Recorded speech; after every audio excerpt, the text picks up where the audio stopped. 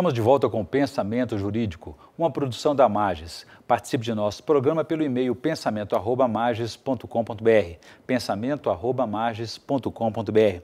Hoje estamos falando sobre os bens apreendidos pela Justiça, que segundo o Conselho Nacional de Justiça, o CNJ, chegou à cifra de 2,2 bilhões de reais. Sobre o assunto, nós estamos conversando com o juiz Wagner Guerreiro, que é titular da Vara de Execuções Criminais e Precatórios Criminais da comarca de Uberaba, no Triângulo Mineiro. Doutor Wagner, falamos então no bloco anterior sobre a questão da preocupação, da dificuldade que a Justiça e o Judiciário têm ao lidar com esses bens apreendidos. Como é que era antes do cadastro único que faz hoje o CNJ? O cadastro, na realidade, ele é um controle que está sendo centralizado no CNJ a respeito do que existe de apreensão em termos de judiciário.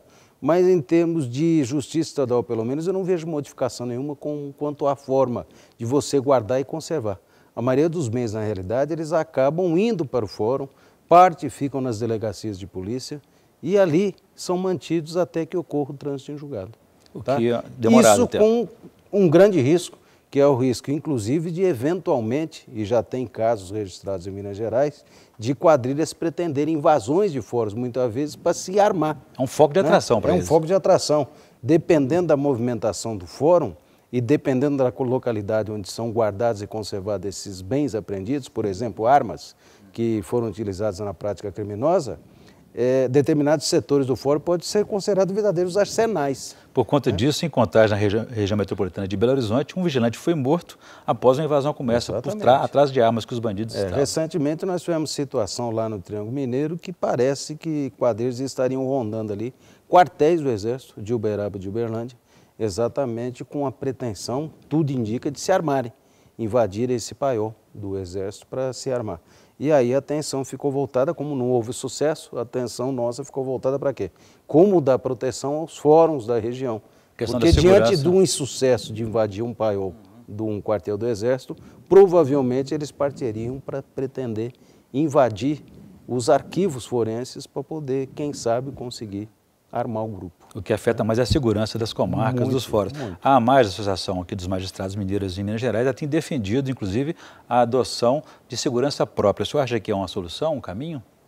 Eu acho que esse caminho tem que ser pensado pela presidência e conversando com a magistratura, principalmente para verificar em cada localidade a sua peculiaridade, o que seria mais conveniente para cada localidade. Você não pode adotar, acredito eu, uma postura uniforme, principalmente diante, no nosso caso aqui, da diversidade das regiões de Minas Gerais. Então, uma vez uma situação de segurança que seria conveniente para o Triângulo Mineiro, seria totalmente inviável de ser implantada, por exemplo, num Vale do Jequitinhonha. Até porque a responsabilidade constitucional é do Estado, da segurança pública, polícias militares e civil. Alguma coisa tem que ser feita, porque nós não podemos ficar correndo esse risco e colocando a sociedade em risco se eventualmente esses bens acabam caindo na mão de grandes quadrilhas. O senhor falou do risco, por exemplo, da invasão da bandidagem atrás dessas armas. E quando a apreensão de entorpecentes, eles buscam recuperar também essas drogas?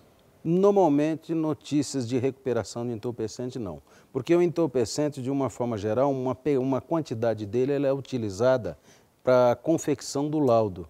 E, normalmente, esse entorpecente acaba ficando um certo tempo no ambiente forense, ele pode até acabar se deteriorando. E, no final, junta-se aquela quantidade toda e aquilo vai para incineração. E não há por que guardar um bem como esse, né? Você não vê a tentativa de invasão desses arquivos forenses na busca de entorpecente. Você vê mais na tentativa na busca de quê? Armamento.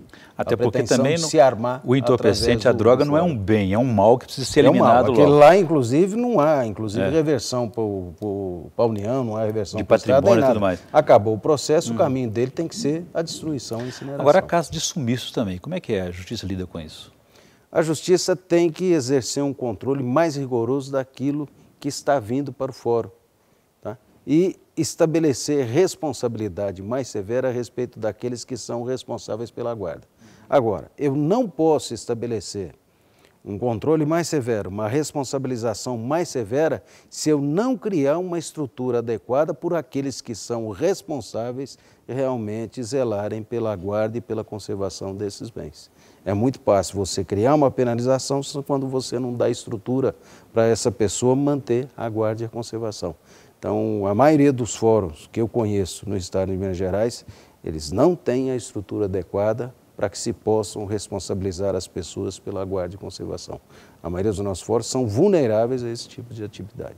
E muitos desses bens, como o senhor disse, estão se perdendo com o tempo, sucateando, estragando, e não sendo usados, por exemplo, para poder investir no próprio combate ao crime, né? Talvez a situação fosse uma solução que pode ser adotada muitas vezes através da criação do juiz, né, que já tem jurisprudência a respeito, muitas vezes você promover uma destinação antecipada desse bem, uma alienação antecipada desse bem, convertendo em pecúnia, deixando depositado, do que aguardar aquela tramitação toda do processo, ou trânsito em julgado, para depois dar destino a esses bens. Quem sabe uma destinação antecipada, no caso do bem que vai ser convertido em dinheiro, né, você substitui o bem por dinheiro, deixa depositado, se eventualmente ele for condenado a trânsito em julgado, vai para a União, vai para o Estado. Se ele for absolvido, devolve para ele em pecúnia, porque muitos bens, muitas vezes, são bens até de conservação dispendiosa.